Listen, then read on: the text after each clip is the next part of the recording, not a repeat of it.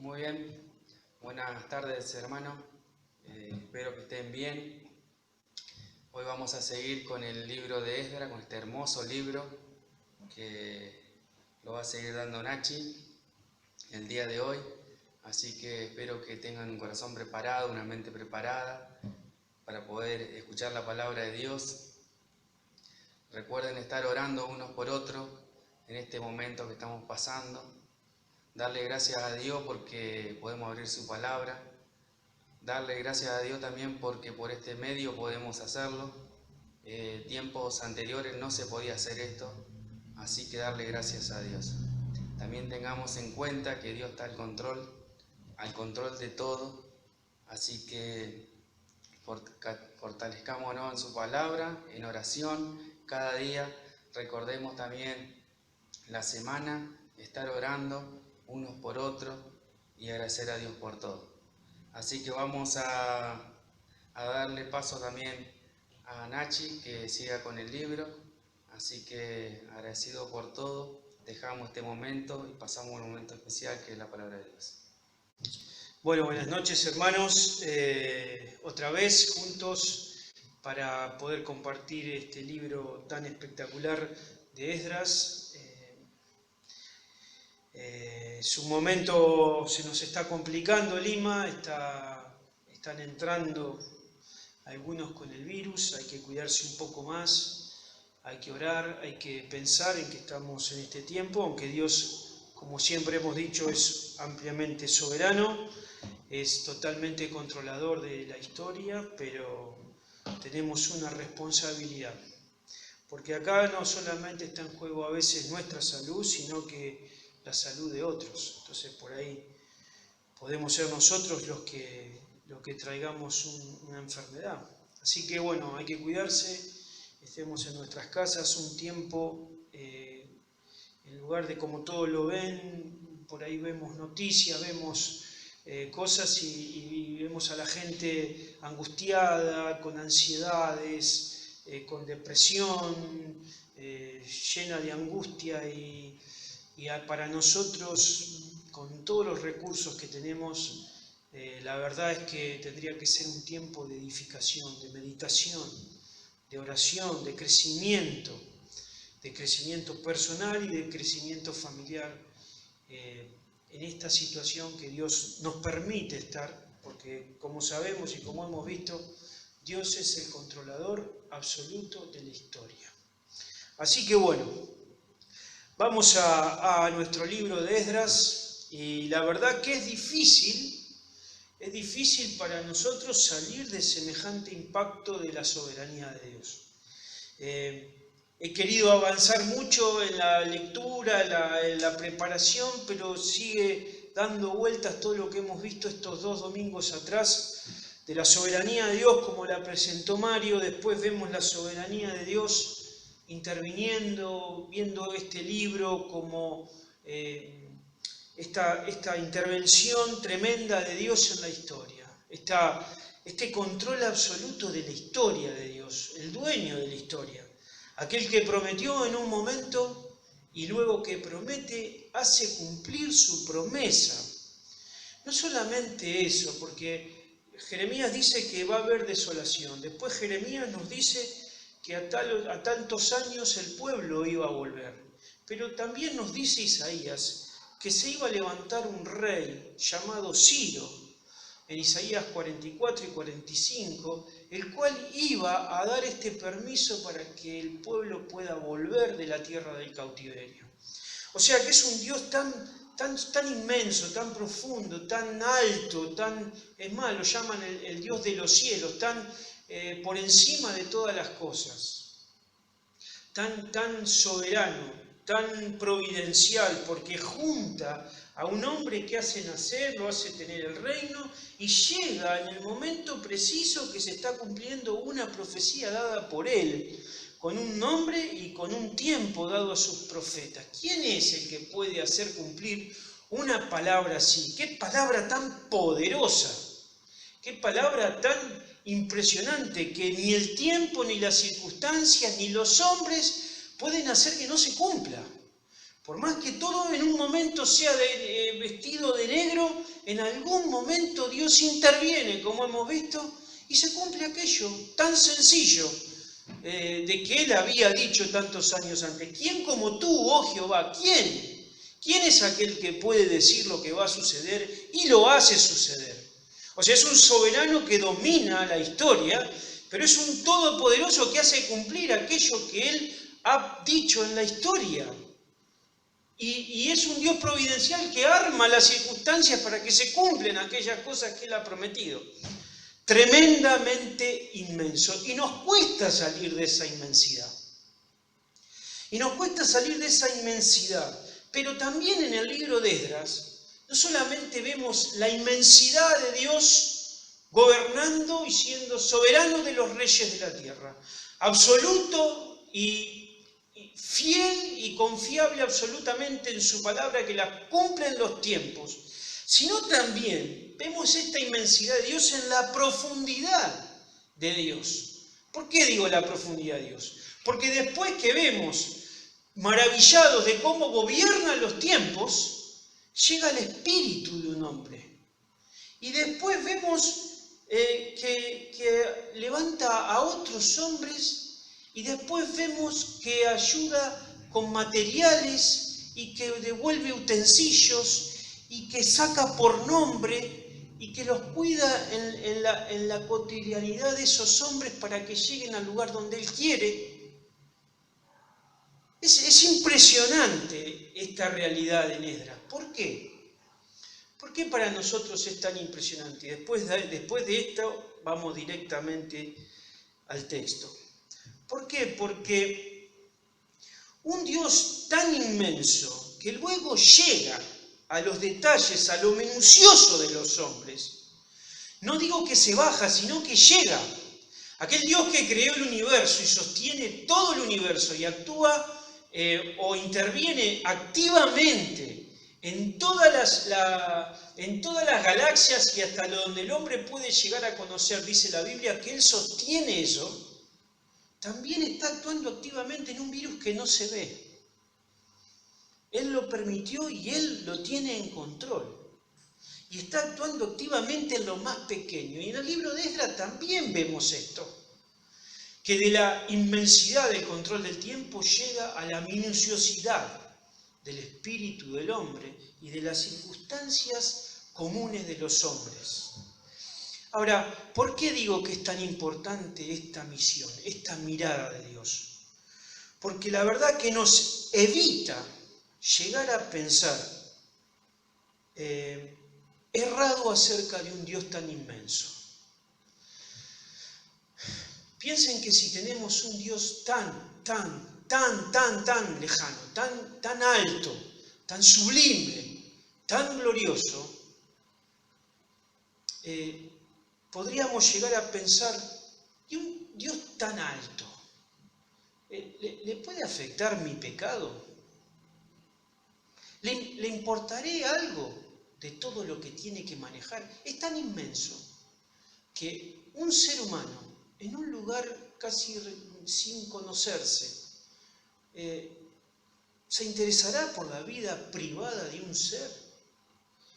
¿Castigará a una persona que pueda pecar? ¿Se tomará el tiempo de consolar un alma? ¿Podrá mover el corazón de una persona? ¿Podrá despertar nuestro ser? ¿Podrá acordarse de cada uno, de estar en cada uno de nuestros momentos, en nuestras soledades, en medio de la nada, con todas las cosas que Él tiene que gobernar? Llegar a una persona y estar interesada en esa persona y conocer lo que esa persona hace y mover quizás un juicio o una consolación o una salvación o un propósito para esa persona en particular de los 6.000 millones que somos ahora, pero ¿cuántos han pasado en toda la historia? Y sostener todo el universo, pero llegar tan profundo a mi corazón. Si Dios no fuera tan inmenso, podríamos llegar a pensar eso. Como dice el profeta, yo soy el alto y sublime, y ahí estoy, pero habito con el quebrantado de corazón. Habito con aquel humilde. Es impresionante esa inmensidad de Dios. Es tan alto, pero es tan profundo. Está tan encargado de todo y actúa en todo activamente, pero también actúa en nuestra vida activamente. Es impresionante. Yo no dejo de sorprenderme a dónde nos llevan estas palabras de Esdras. La verdad es que no podemos dejar de pensar en este semejante Dios que ha intervenido en la historia, pero que ha llegado a lo más profundo de las personas y que actúa en las cosas cotidianas, sencillas de los hombres, como proveerles, como cuidarlos, como estar interesados en un propósito eterno para cada uno. Recordemos que en el capítulo 2 Él nos conoce por nombre. Da el nombre, la Biblia, inspirada por el Espíritu Santo, da los nombres de cada uno de los jefes de la casa paterna, de los sacerdotes, de los levitas y aún de los que no encontraron su genealogía. Da los nombres. Ese conocimiento tan personal que tiene Dios de cada uno de nosotros, siendo tan inmenso que controla la historia, nos evita pensar de que no somos nadie, de que no somos un fruto de la casualidad, de que sí Dios está interesado en nuestra vida y de que sí Dios llega a las cosas más íntimas de nosotros y afecta nuestra relación con Él, aunque parezca tan inmenso, también es tan personal y tan íntimo. Este es el Dios que nosotros tenemos. Este es el Dios que nosotros tenemos. Por eso este Dios que maneja la historia a través de estos versículos que hemos visto, y por esto como último de la introducción, pero este que maneja la historia y nos muestra patrones de la fidelidad de su palabra y nos invita a confiar hoy como su pueblo en esta era, al comprobar que lo que dijo se cumplió y lo que dijo se hará. En ti confiarán los que conocen tu nombre. ¿Quién como tú? ¿Quién como tú?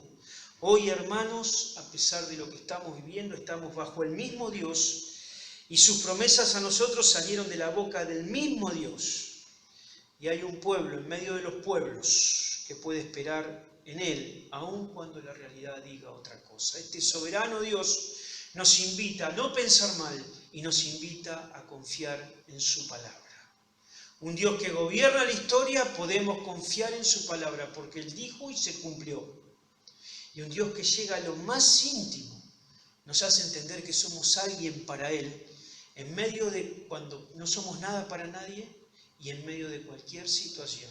Él está aún en los detalles de nuestra vida. Es un Dios minucioso y es un Dios absoluto. Nos invita a confiar. Claro, cuando se nos da la promesa a veces y al tiempo de cumplimiento, la Biblia nos dice, ¿creyeron en la promesa? Acompáñenla con paciencia hasta que se cumpla aquella promesa. Y ese es el tiempo que nos trae un conflicto. Pero sí, lo que sí podemos estar seguros es que como Él cumplió, así va a cumplir. Él dijo, yo vengo, yo vuelvo. Y la iglesia vive con la certeza de que esa palabra se cumplirá. Él dijo, yo voy a resucitar a los muertos. Y la iglesia vive con la esperanza de que esa promesa se cumplirá. Él dijo, yo te voy a convertir, hijo mío, a la imagen de Cristo. Y la iglesia vive en la esperanza de eso. Todavía no sucede. Lo creímos, fue dada la promesa. Y en este trayecto es donde nos cuesta seguir confiando todos los días en aquellas promesas que tienen un cumplimiento ciertísimo porque están dichas por un Dios soberano, inmenso, detallista, providencial, poderoso y fiel a su palabra como lo demuestra con Esdras. Así que, hermanos, pensemos en este Dios todos los días, y traigamos a nuestra mente estas cosas. Les voy a decir algo. Muchas veces esperamos que espontáneamente salgan de nosotros algunas cosas de la fe, pero no es mecánico. No es mecánico. En medio de circunstancias difíciles, a veces lo que sale, lo que brota de nosotros, son reacciones malas. A veces lo que sale de nosotros son cosas que no tienen nada que ver con la fe. Pero lo que tenemos que hacer es llevar a nuestra mente la palabra de Dios. Traer a la mente la palabra de Dios. Meditarla, pensarla y obedecer la palabra de Dios. Creerla. Y en esa situación aplicar la fe. Porque la fe a veces no es tan fluida y tan automática y tan mecánica. Viene una situación y me sale una fe bárbara para enfrentar cualquier situación y aferrarme a la esperanza, ¿no? Cuando viene la situación a veces nos trae angustia, nos trae esto, nos trae quebranto, todo. Y ahí es donde la fe se activa, donde yo llevo mi mente, en vez de escuchar a mi corazón, le hablo a mi corazón y le digo, ¿por qué te afliges, alma mía? Vuelve a Jehová. Y cuando vuelvo, creo lo que me está diciendo la palabra y obedezco lo que me dice la palabra y soy renovado con la palabra. Y ahí puedo disciplinar mi mente y mi corazón con la palabra para enfrentar las situaciones. Bueno, ahora vamos a ir al libro un poco. Dice, vamos a leer del 1 al 11, vamos a tratar de darlo todos los versículos en lo más breve posible, o si no, no tan breve, no sé, veo cómo son las cosas. Dice, en el primer año de Ciro, rey de Persia, para que se cumpliese la palabra de Jehová por boca de Jeremías, despertó Jehová el espíritu de Ciro, el cual hizo pregonar la palabra y también por escrito por todo su reino, diciendo, así ha dicho Ciro, rey de Persia, Jehová, el Dios de los cielos, me ha dado todos los reinos de la tierra y me ha mandado que le edifique casa en Jerusalén, que está en Judá. Quien haya entre vosotros de su pueblo sea Dios con él, y suba a Jerusalén, que está en Judá, y edifique la casa a Jehová, Dios de Israel, él es Dios, la cual está en Jerusalén.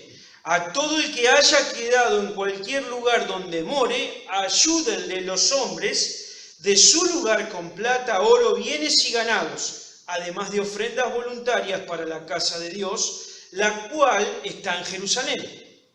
Entonces se levantaron los jefes de las casas paternas de Judá y de Benjamín, y los sacerdotes y levitas, todos aquellos cuyo espíritu despertó Dios para subir a edificar la casa de Dios, la cual está en Jerusalén. Y todos los que estaban en sus alrededores les ayudaron con plata y oro, con bienes y ganado, y con cosas preciosas, y además de todo lo que se ofreció voluntariamente. Y el rey Ciro sacó los utensilios de la casa de Jehová que Nabucodonosor había sacado de Jerusalén y los había puesto en la casa de sus dioses. Los sacó pues Ciro, rey de Persia, por mano de Mitridates, tesorero, el cual los dio por cuenta a Sebsasar, príncipe de Judá. Y esta es la cuenta de ellos: 30 tazones de oro, 1000 tazones de plata, 29 cuchillos, 30 tazas de oro, otras 410 tazas de plata y otros 1000 utensilios. Todos los utensilios de oro y de plata eran 5400. Todos los hizo llevar Sesbazar con los que subieron del cautiverio de Babilonia a Jerusalén. Impresionante este capítulo. Ya hemos visto y no vamos a tocar más este encabezamiento. Dios es soberano, profundamente gobernador de la historia y detallista que llega a lo más profundo del ser humano. Abarca todo. Y por eso dice, cuando Dios, habíamos dicho la semana pasada, después que vimos todo el contexto histórico y todo, que Dios había intervenido. O sea, vimos la intervención de Dios. Me gustaría que veamos estos dos capítulos, no lo vamos a ver, pero quiero repartirlos en 4 temas fundamentales acerca del obrar de Dios. Primero, la intervención de Dios. Dios interviene, Dios despierta. Despierta a Ciro y despierta a los jefes, despierta a los sacerdotes y a los levitas, y despierta a algunos del pueblo. Pero Dios también, después que despierta y despierta soberanamente con propósito, Dios provee. Nosotros vemos en el resto del capítulo 1 que Dios provee. Es el Dios de la provisión. Dios llama, despierta para un propósito, y para que ese propósito se cumpla, Dios provee los recursos necesarios para cumplir ese propósito. Pero Dios no solamente provee los recursos que son para el sustento, que son para la construcción, que son para la adoración, sino también que trae el recurso humano. Levanta a las personas que van a ir para hacer lo que Dios quiere que hagan. Ahora, en tercer lugar, no solamente vemos la intervención de Dios, sino también la provisión de Dios, sino también vemos la preservación de Dios. Dice, a lo último del capítulo 2, dice que llegaron. Y que llegaron y habitaron. O sea, ese llegar es que Dios los saca y los preserva en el camino para hacerlos llegar a donde tienen que ellos ejecutar la tarea. Ellos salieron y hay un camino de desierto. Qué interesante, ¿no? Qué interesante que siempre que salen del cautiverio hay un desierto. Qué interesante. Hay un tiempo entre la salida y la llegada. Y después no solamente vemos que Dios los preservó esos 5 o 6 meses que hay, con niños, quizás con ancianos, con enfermos, con animales, con peso, y un camino de 1200 kilómetros. Dios los preserva, porque no dice que haya muerto ninguno en el camino, Dios los preserva. También Dios es un Dios de la providencia. ¿Por qué hablamos de providencia? Porque llegan a una tierra que era habitable. Acuérdense que si más o menos hacemos los cálculos, han pasado cerca de 70 años. Quizás de la primera invasión de Nabucodonosor en el 607, después en el 597 y después en el 586.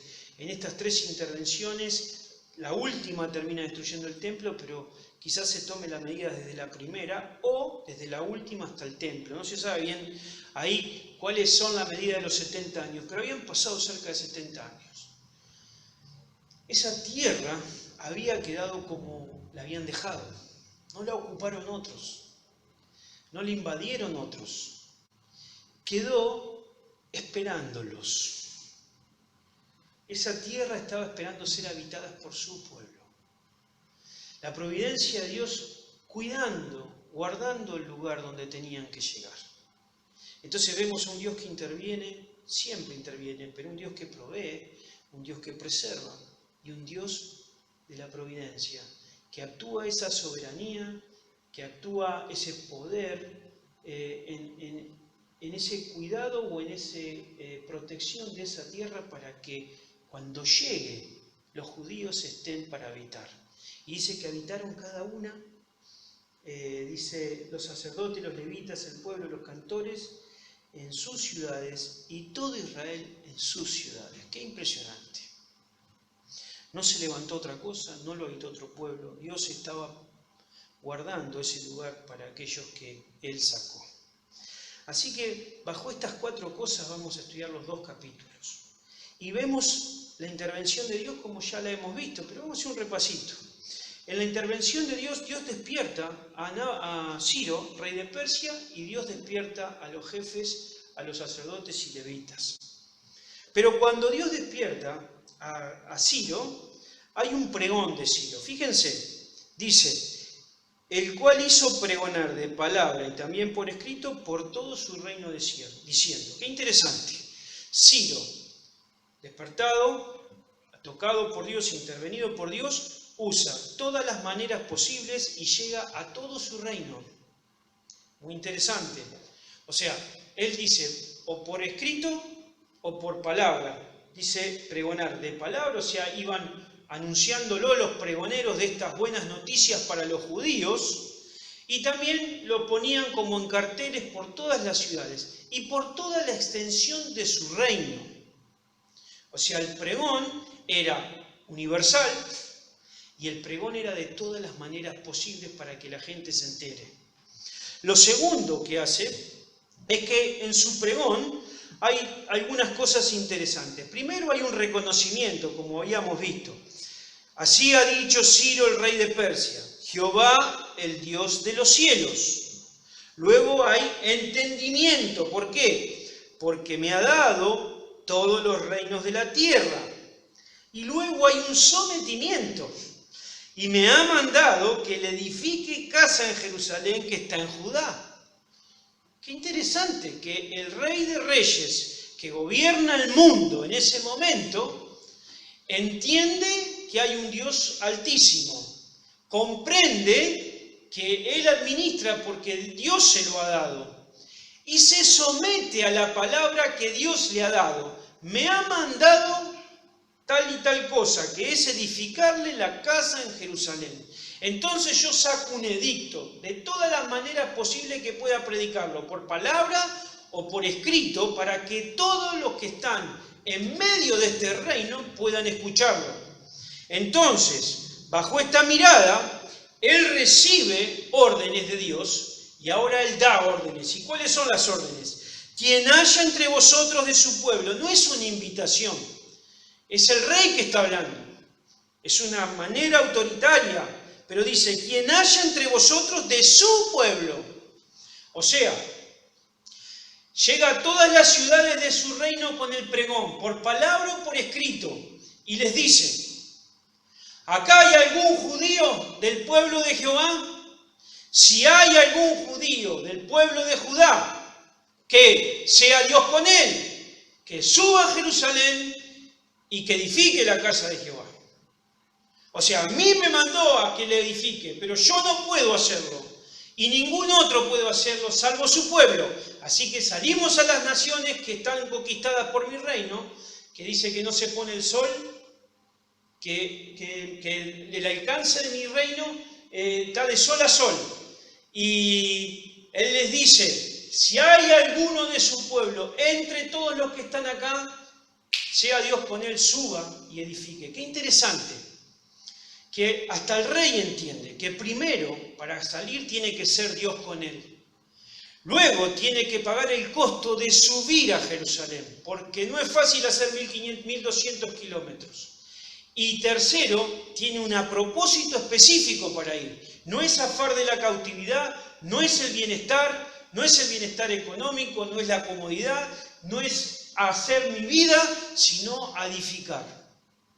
Entonces el rey promulga esto a todo su reino. Y la otra cosa que dice bajo las órdenes es que, y todo el que haya quedado en cualquier lugar donde more, ayúdenle los hombres de su lugar con plata, oro, bienes y ganados, además de ofrenda voluntaria para la casa de Dios, la cual está en Jerusalén. Entonces, bajo que él recibe órdenes de una palabra tan autoritativa como la de Dios, si lo conoció, parece que no lo conoció, no sé si no lo conoció antes y después lo conoció, pero hay cosas en este hombre tremendas. Es más, después vamos a ver, es Ciro el que agarra y le saca todos los utensilios de la casa de los dioses babilónicos para entregárselo a los judíos.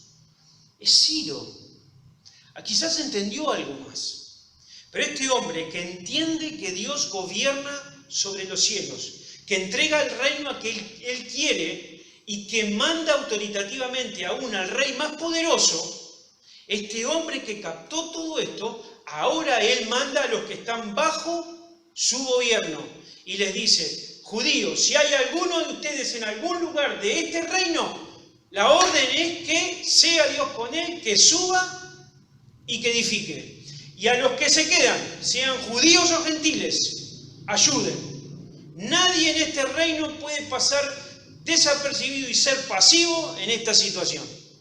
O van o ayudan, pero todos tienen que actuar. Parece un misionero, parece un evangelista, Ciro.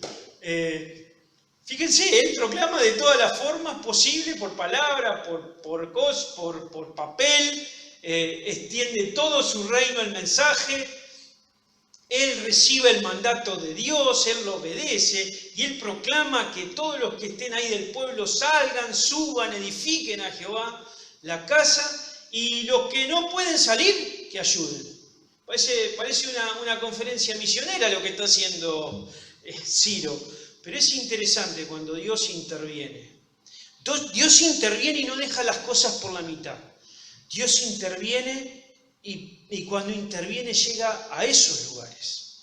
Llega a no solamente a despertar los espíritus de los hombres, sino a proveerle, a actuar en la preservación, en la providencialidad. Es un Dios que hace la obra completa para que aquellos a quien despertó lleguen a cumplir aquel propósito por el cual Dios los levanta. Entonces, no solamente interviene en Ciro y hace todas estas cosas tremendas, sino que también interviene en los hombres de Judá, en los hombres de Israel. Entonces, dice el versículo 5, se levantaron los jefes de la casa paterna de Judá y de Benjamín, y los sacerdotes y los levitas, todos aquellos cuyo espíritu despertó Dios para subir a edificar la casa de Jehová, la cual está en Jerusalén. Fíjense qué interesante, que hay una respuesta humana bajo una iniciativa divina. Cuando Esdras ve para atrás, porque acuérdense que este libro está siendo escrito de estos acontecimientos, alrededor de unos 50, 60 o más años de esta situación de Ciro, quizás hasta 80, 90 años, no sabemos, pero más o menos nos podemos estimar. Y cuando mira para atrás, dice, estos que se levantaron, este Ciro que dijo estas cosas, vemos la intervención de Dios en ellos. Quizás en el momento preciso estos hombres reaccionaron y respondieron al llamado de Ciro. Hicieron todo lo que tenían que hacer. Pero al final, cuando se mira para atrás, lo único que se ve es la gracia de Dios actuando en las personas para cumplir aquel propósito por el cual son despertados, llamados y tocados, movidos. Al final podemos ver siempre a Dios. Cuando José, por ejemplo, iba de cautividad en cautividad y llegar hasta la cárcel, lo único que se nos dice la Biblia es que Dios estaba con él. No sé si José entendía todos los propósitos que Dios tenía con él, pero cuando termina la historia y mira para atrás, dice, Dios me trajo hasta acá. Cuando Daniel mira la historia y mira para atrás y ve la destrucción del templo, cuando ellos estaban pasando la realidad, estaba Nabucodonosor invadiendo y los consumió y todo, pero cuando Daniel, un hombre que veía desde la perspectiva de Dios su historia, mira para atrás y dice, Dios nos entregó en las manos de Nabucodonosor por nuestra inmundicia. Cuando Esdras, un hombre que mira a través de los ojos de Dios su historia y la historia, dice, Dios despertó a estos hombres. Estos hombres respondieron humanamente, fueron responsables ante el llamado de Ciro, que era por orden de Dios. Pero después vemos que no hubiesen respondido si Dios no lo hubiese despertado.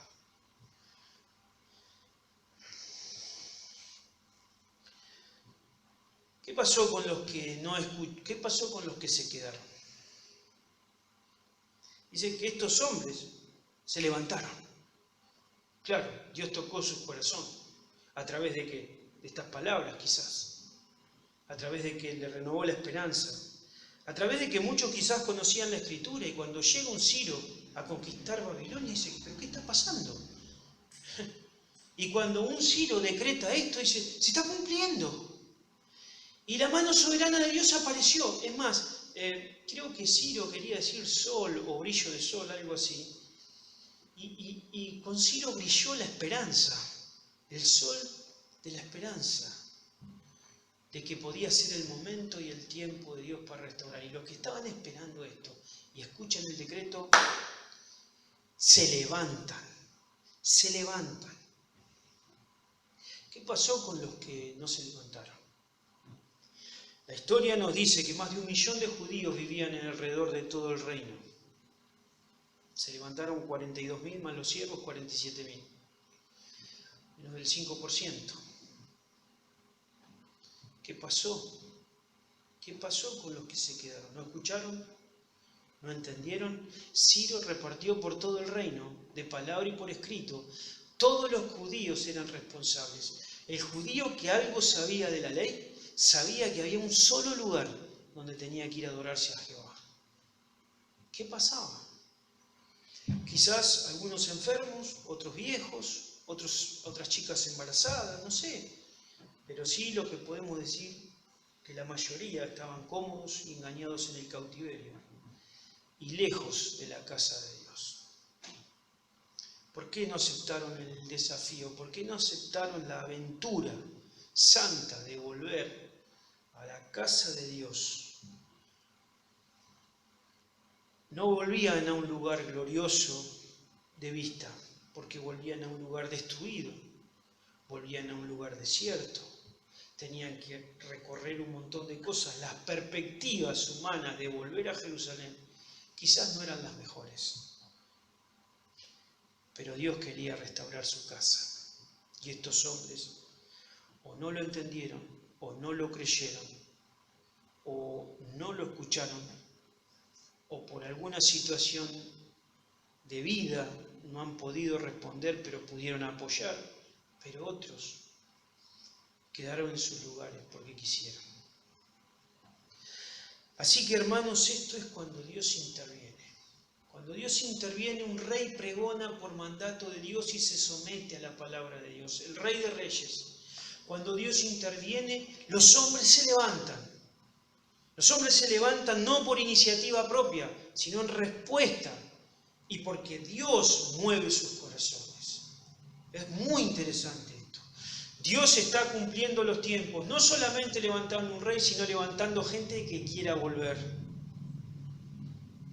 Ahora, si Dios intervino, bien, ahora podemos ver y observar que Dios no solamente intervino moviendo el espíritu y los corazones de las personas, sino también Dios es el Dios proveedor. Dios es el Dios de la provisión. Fíjense, versículo 6. Y todos los que estaban en sus alrededores les ayudaron con plata y oro, con bienes y ganados y con cosas preciosas, además de todo lo que se ofreció voluntariamente.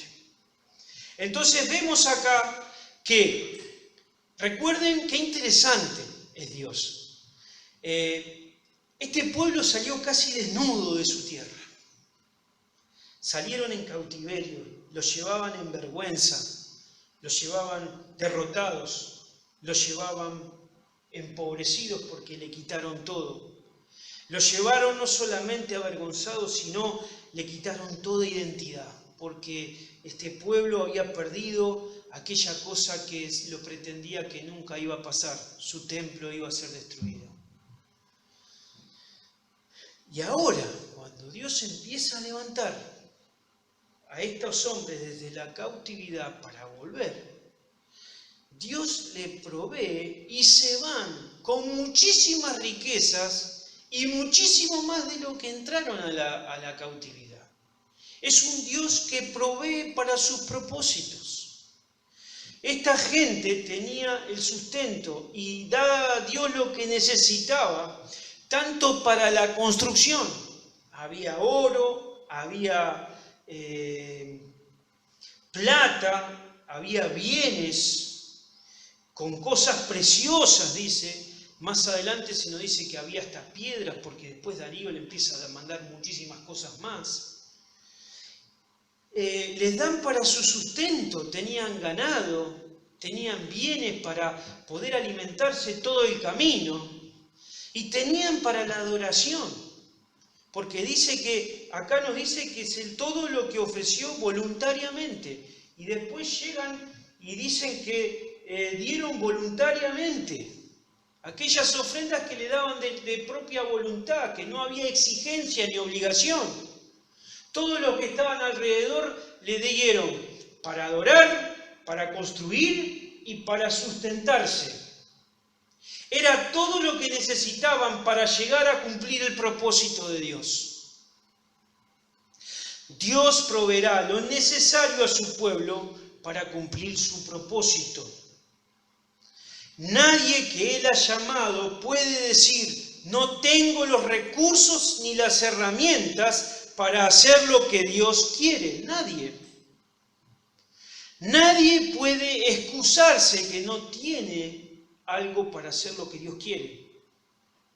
Ahora, muchas veces me puedo sentir con la necesidad y sin provisión, pero es cuando quiero hacer otra cosa que no es su propósito. Muchas veces tengo quiero hacer lo que yo quiero hacer y no encuentro los recursos para hacer lo que yo quiero hacer.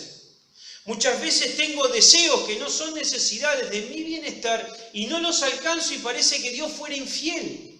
Pero Dios da lo que necesita para cumplir su propósito.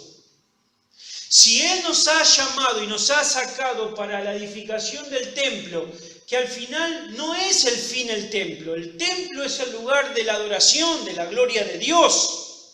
El lugar de los hombres pueden tener comunión íntima con Dios y poder adorarle y poder entregarle todo. Es más, no solamente eso, sino que solamente un cuadro, una figura de aquel gran templo eterno que está en el cielo, el lugar donde los creyentes pueden ir.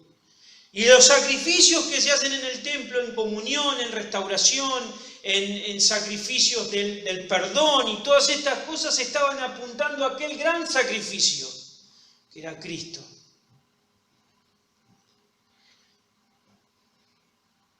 El propósito es su gloria, y para su gloria nos ha dado todos los recursos. Él nos da sustento, nos da tiempo, nos da personas, nos da la palabra, nos da el poder, nos capacita con dones, nos da situaciones, circunstancias y pruebas para crecer, nos da la confesión y la iluminación, nos da la misión, nos da la supervisión en su fidelidad, cuando dice que no nos dejará pasar por algo que no podamos soportar, no podamos resistir, porque Él nos conoce mejor que nosotros a nosotros mismos. Nos dio a Él mismo para que nosotros podamos llegar a crecer y a glorificarle, a parecernos cada día más a Cristo. Nosotros podemos llegar a hacer lo que Dios quiere que hagamos porque Él mismo nos ha dado los recursos para hacerlo. Es el mismo principio que está acá. A Esdras, a estos hombres los levanta con un propósito, pero para ese propósito les da los recursos para hacerlo.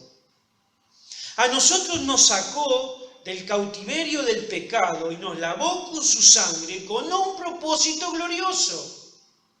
Glorificarle a Él, vivir para su gloria, extender su reino, que nuestras vidas no sean vividas para nosotros, sino para Él.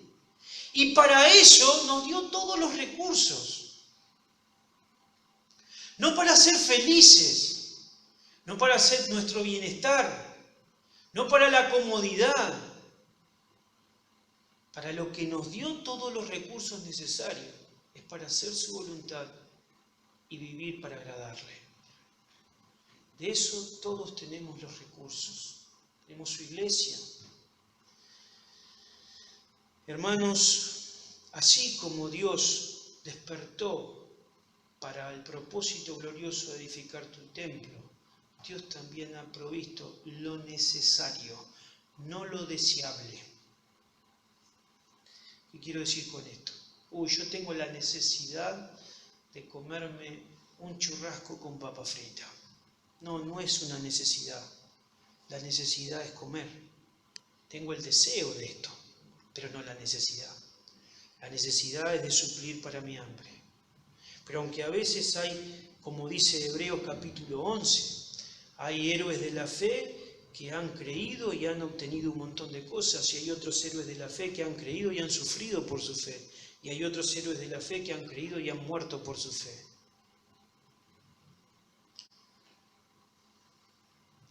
No estamos sacados o llamados para otro propósito que no sea para su gloria, para la edificación del cuerpo de Cristo, para que podamos crecer a su imagen y semejanza, para crecer en santidad. Seamos muy felices o no, tengamos o no tengamos. Por eso cuando se nos confunden los propósitos, es cuando empezamos a sufrir de muchas ansiedades porque creemos que tenemos necesidades. Y Dios nos dio lo necesario para sobrevivir, para no solamente sobrevivir, sino sobrevivir con gozo las aflicciones, las pruebas, las circunstancias y aún las grandes alegrías, no desbordarnos para poder seguir adelante para su propósito glorioso que es su gloria. Para gloria mía los he creado, dice el profeta, no para otra cosa. Versículo 7.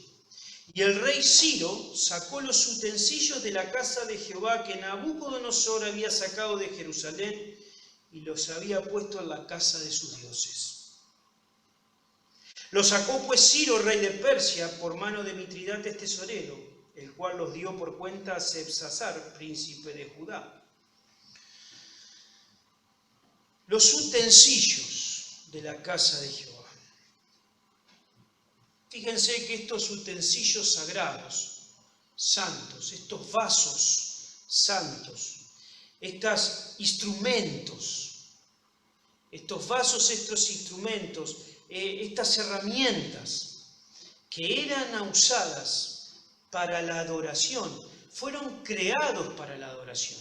Los tenedores, los cuchillos, los vasos, las tinajas, todas estas cosas, estos utensilios que habían sacado del templo de los dioses de Babilonia, habían sido creados para la adoración, para los sacrificios, para cortar a los corderos, para cortar a los becerros, para derramar su sangre en las tazas, para después con los tenedores llevar la carne, comer después, hacer todo lo que se hacía en el templo, se hacía con estos instrumentos, con estos vasos. Estuvieron en el templo de Dios, fueron arrebatados por Nabucodonosor y Nabucodonosor los pone en el templo de su dios pagano. Me gustaría hacer una pequeña recorrida de esto porque es muy interesante. Yo quiero que vean en Segunda de Crónicas, vamos a ir por Segunda de Crónicas nada más, capítulo 5. Dice el versículo 1, acabada toda la obra que hizo Salomón cuando él edifica el templo, para la casa de Jehová, metió Salomón las cosas que David su padre había dedicado y puso la plata y el oro y todos los utensilios en los tesoros de la casa de Dios. La verdad es que cuando estudiamos un poco, no me voy a ir, pero estudiamos un poco la historia del templo y te dan ganas de llorar. Cuando termina la historia en Segunda de Crónicas, te dan ganas de llorar. Fíjense estos versículos gloriosos.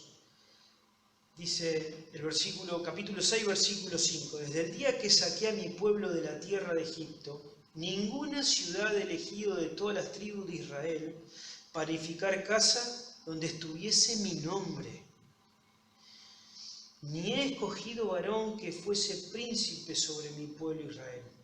Mas a Jerusalén he elegido, para que en ella esté mi nombre, y a David he elegido para que esté sobre mi pueblo Israel. Qué precioso es que en esa casa iba a estar su nombre. Iba a estar su nombre. Cómo esta oportunidad que le brindaba Dios a este pueblo, tan pocos pudieron reaccionar. Tampoco pudieron responder a este propósito tan precioso. Tantas veces se tuvo que restaurar este templo por las infidelidades de los reyes y del pueblo. Capítulo 24, 4 de Segunda de Crónicas, se dice que se restaura el templo, junto con el 14, cómo se va degradando. Versículo 29, 1 de Segunda de Crónicas también, que se habla de que hay que restaurar.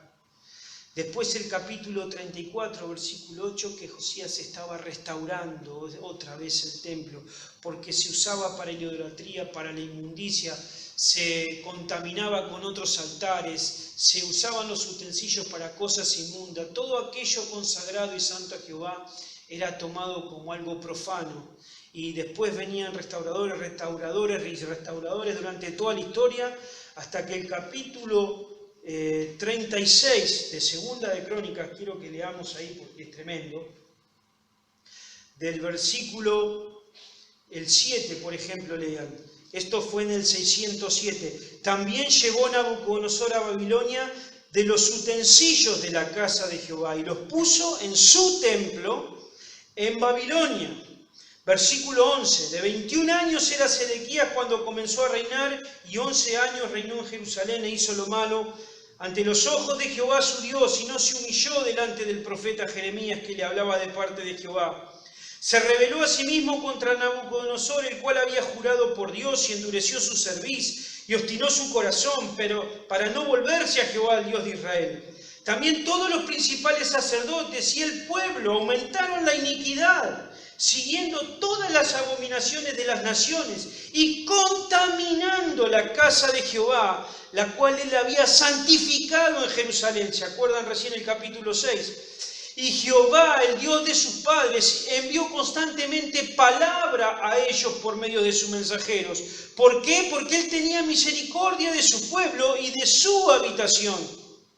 Mas ellos hacían escarnio de los mensajeros y menospreciaban sus palabras, burlándose de sus profetas hasta que subió la ira de Jehová contra su pueblo y no hubo ya remedio. Y fíjense cómo mira la historia, Esdras, quizás el que escribió. ¿Quién fue el que los trajo?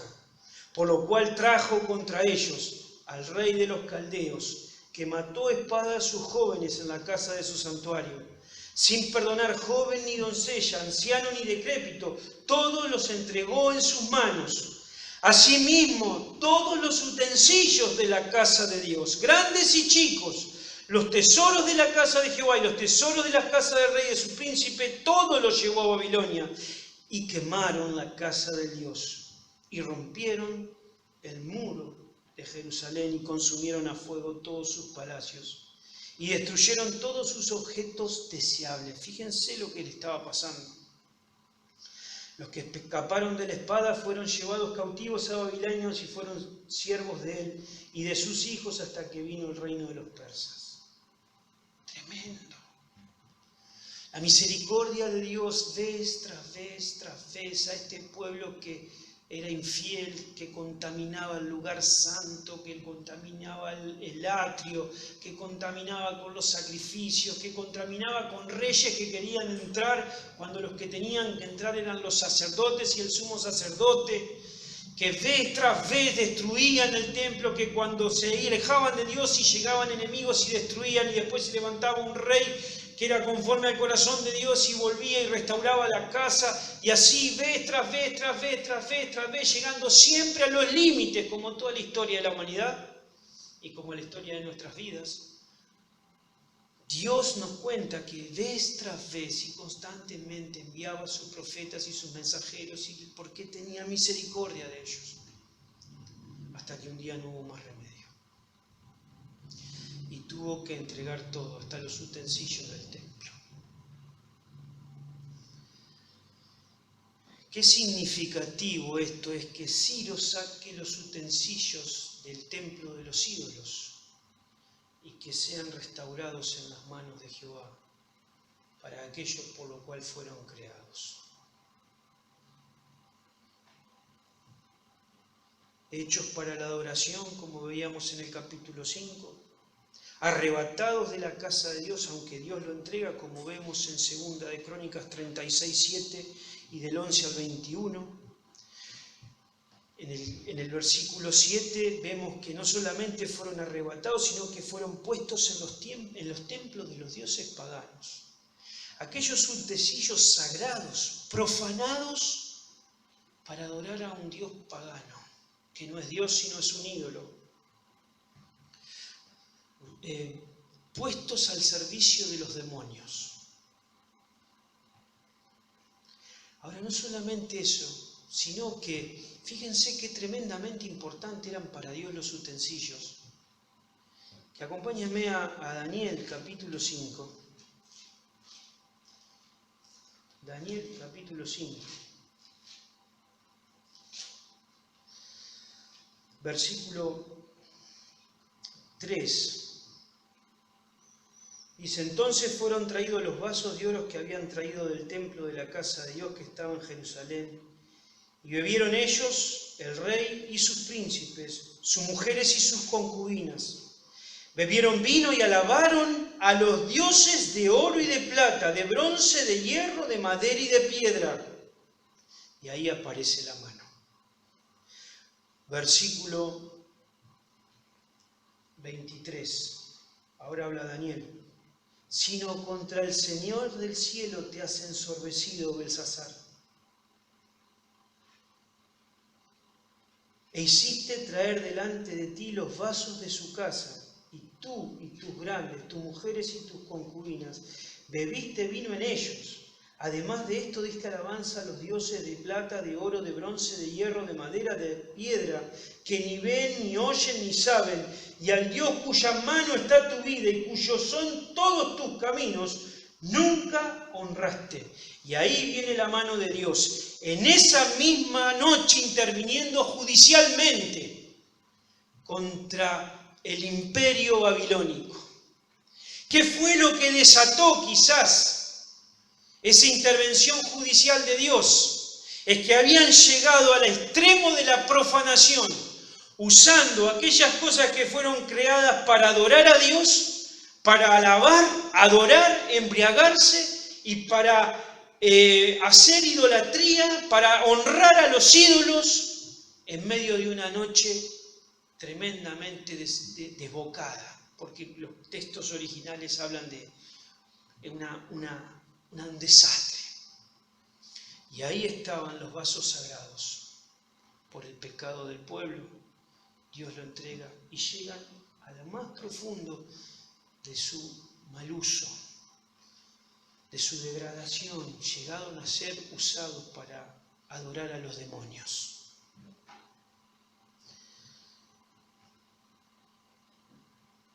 Qué significativo es que estos que son usados en deshonra por impíos para alabar a sus dioses. Qué profanación es que estos vasos sagrados sirvan para adorar a los demonios.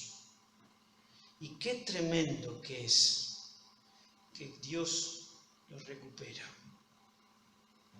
Qué tremendo que es que dice, vamos a volver a Esdras, y dice: lo sacó Ciro, aquel que fue llamado, aquel que entendió, aquel que comprendió, aquel que se sometió. No solamente invitó o dio la orden a todo el pueblo, no solamente le dijo ayúdenle, sino que él mismo fue y sacó aquellas cosas que estaban creadas para adorar en el templo de ese Dios, los instrumentos de adoración, y los sacó y lo entregó por su tesorero a Belsasar, para que se los lleve y puedan usarlos en el verdadero templo del verdadero Dios de los cielos. No les dio todo, porque después en el capítulo 6 vemos a Darío dándole más, pero quizás todo lo que tenía a su alcance. ¿Qué significativo es esto? A mí me enseña algunas cosas, es que nadie puede quitar a Dios lo que Dios no entrega. Nadie le puede arrebatar de la mano a Dios si Dios no lo entrega. También Dios lo preserva en medio de la impiedad. Qué interesante eso. Todos estos años que fue usado esos utensilios siguieron ahí. Dios rescata lo arrebatado y Dios restaura para su propósito.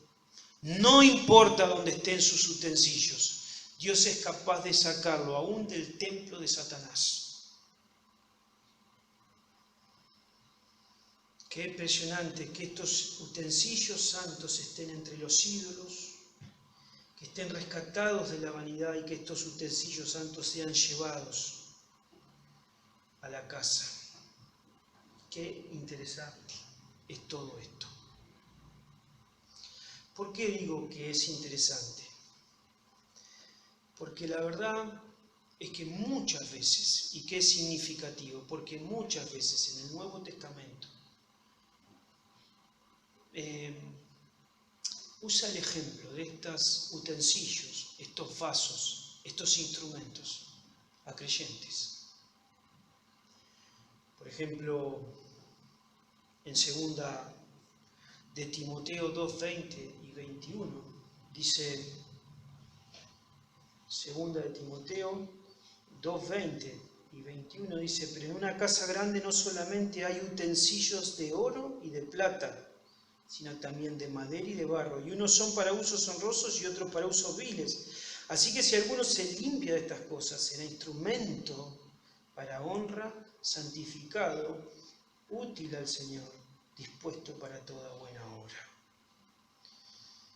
A Pablo, cuando lo rescata en Hechos 9, versículo 15, el Señor le dijo: ve, porque instrumento escogido me es este vaso, este utensilio, para llevar mi nombre en presencia de los gentiles, de los reyes y los hijos de Israel.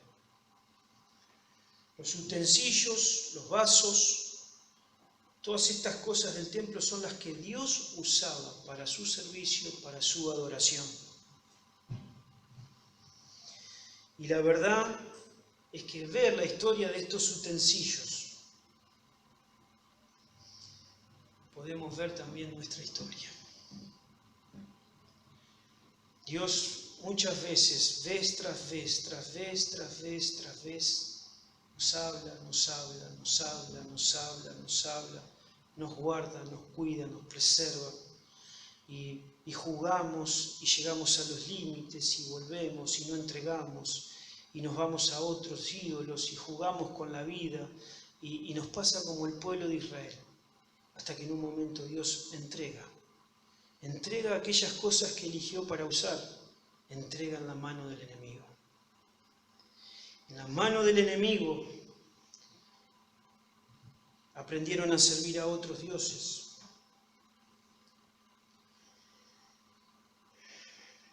Llegan a lugares que nunca pensaron llegar. Llegan a estar sirviendo a otros dioses. Llegan a estar desperdiciando la vida, sirviendo a sus pasiones, sirviendo a sus pensamientos. Y dice Efesios que solamente eso es también servir a Satanás. Qué triste que es ver tantos vasos que Dios ha creado para que le adoren, perdiendo el tiempo y sus vidas ante los ídolos que les presenta el mundo de diferentes formas.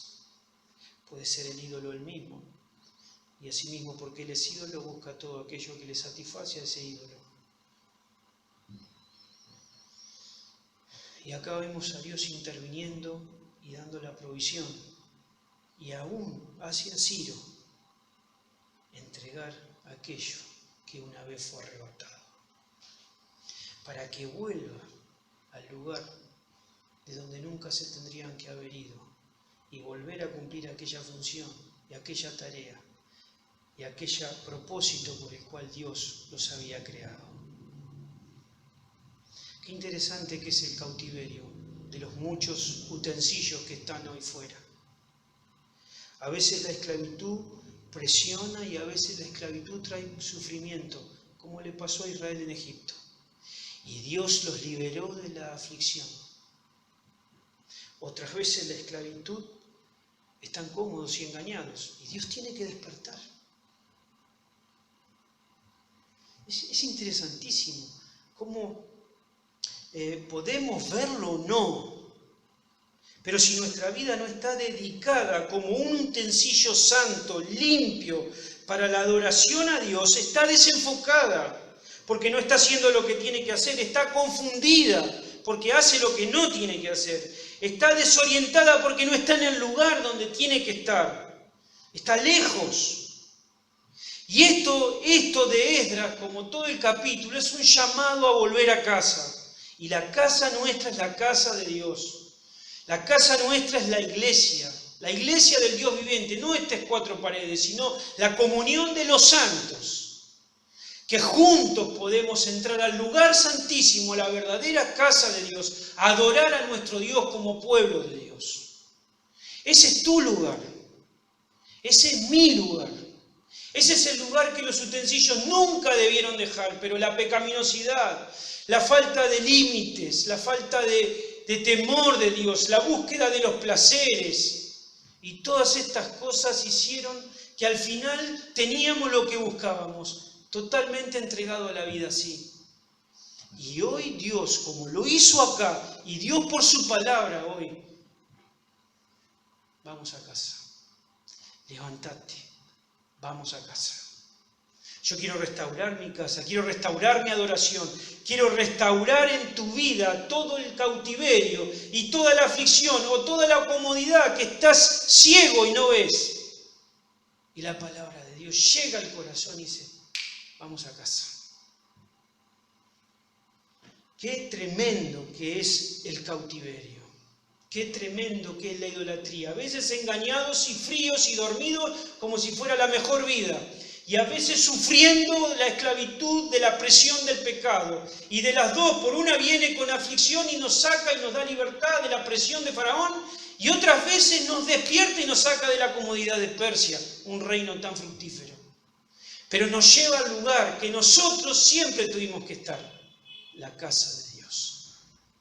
Hermanos, todos aquellos que en este tiempo han desperdiciado su tiempo, que en este momento de pandemia y que tenemos que estar encerrados se fueron a cualquier lugar y que esos vasos que tienen que ser limpios, santos, puros, consagrados a Dios, se dedicaron a la inmundicia, se contaminaron, vuelvan, porque Dios quiere sacarlos del lugar ese para llevarlos a la verdadera adoración, a la verdadera comunión, al verdadero lugar por el cual fuiste hecho. Así que, hermanos, hemos visto a un Dios que interviene en nuestras vidas y a un Dios que provee los recursos para cumplir sus propósitos. Espero que verdaderamente podamos estar, que la palabra nos levante, que este Dios nos enfoque al propósito y que a través de esto podamos entender que podemos estar contentados absolutamente en Cristo, porque tenemos todo lo que necesitamos para el propósito glorioso por el cual fuimos llamados. Que Dios bendiga su palabra.